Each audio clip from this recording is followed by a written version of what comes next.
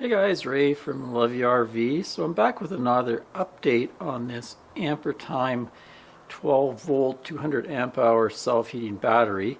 I've done a few videos on it. The first was a review, and then I found that it had a fault, so I did a couple updates showing that fault. Well, I'm back now because Ampere Time, they've changed their name to LiFEPO4, but they sent me out a replacement battery because this one had a failure, and I'm going to just show you that briefly, so in case you haven't watched the previous videos. Basically everything worked well until a charger was put on it and taken off it, and then it would shut down.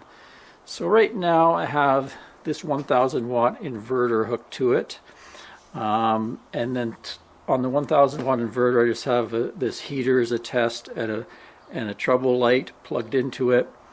And I also have hooked up to it is a DC compressor, just so we can have a DC load as well. Anyway, we'll just show you the battery's capable of putting out and powering things no problem. So let's turn on this heater, and I'll turn it on to pretty close to 900 watts here. You can see it's 840 watts out of my inverter. It's running at no problem. It's putting out around 90 amps of power, and we're sitting at 12.7 volts, so everything works fine. I can also turn on this light, and also it will run this compressor.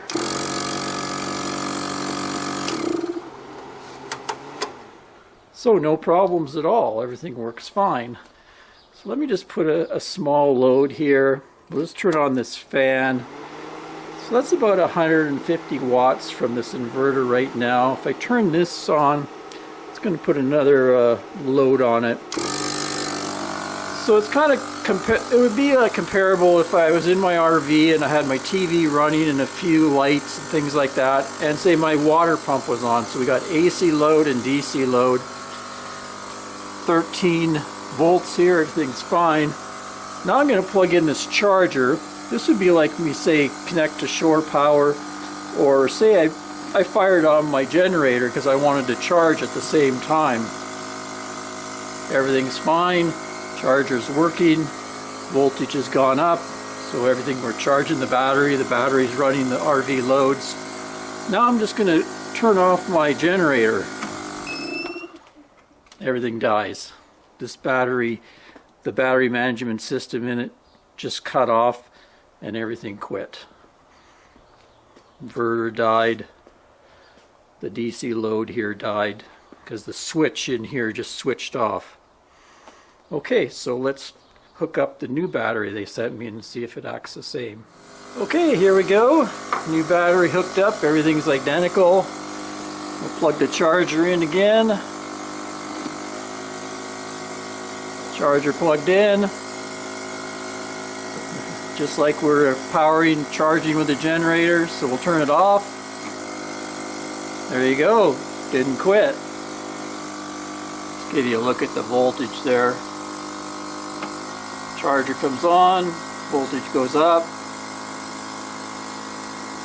Charger goes off, voltage goes down, but everything keeps running. So that proves there was definitely an issue with this battery. Something probably with the battery management circuit board in there, and the new one corrected the problem, the replacement. Now I did notice that this one has a different case. It's wider. This one's a little narrower than that one. So I don't know if they have different versions and maybe they've corrected the problem, but anyway, they have corrected that problem. One other test I have for it though is to see if it will start this ALFFAA 1500 watt inverter. The other battery had trouble starting it, and I tested it with an AO lithium battery and a Chins battery, and both of them started it no problem. So let's see if the new replacement will do it. Nope, same deal. Tries to start, and the BMS is shut off. So basically past that other test, no problem, with where I used the other inverter. I had an old Motormaster inverter that I used forever in the rig, but it seems to have issues with this inverter. And like I said, this inverter starts fine on an AO lithium battery and a Chins battery, but I happen to have two other batteries here, a BMS battery and a new battery that I'm going to be reviewing pretty soon, so we'll test it with those. Okay, so this is a battery I'm going to be reviewing in the near future. And it's called LiFEPO4, however you say that. It's a 12.8 volt, 130 amp hour battery. Max discharge current, 120 amps. So I've hooked it up to the same inverter here. Let's give her a try. There you go. And she turns on fine. No issues.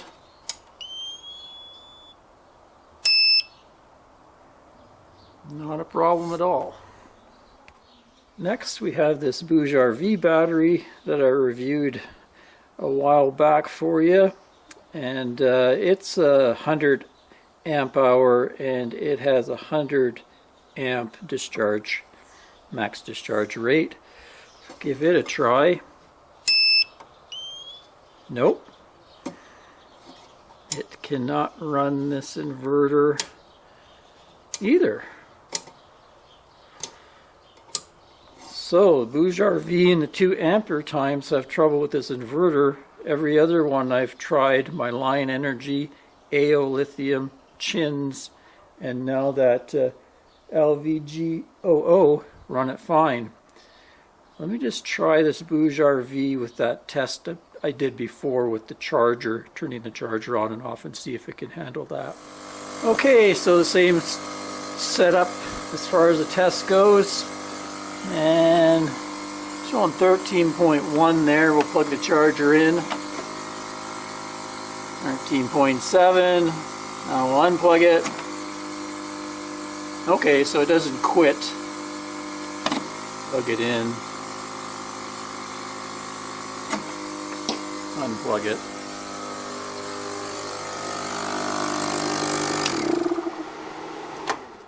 So it works just like the replacement Ampere Time and not the original that had that fault.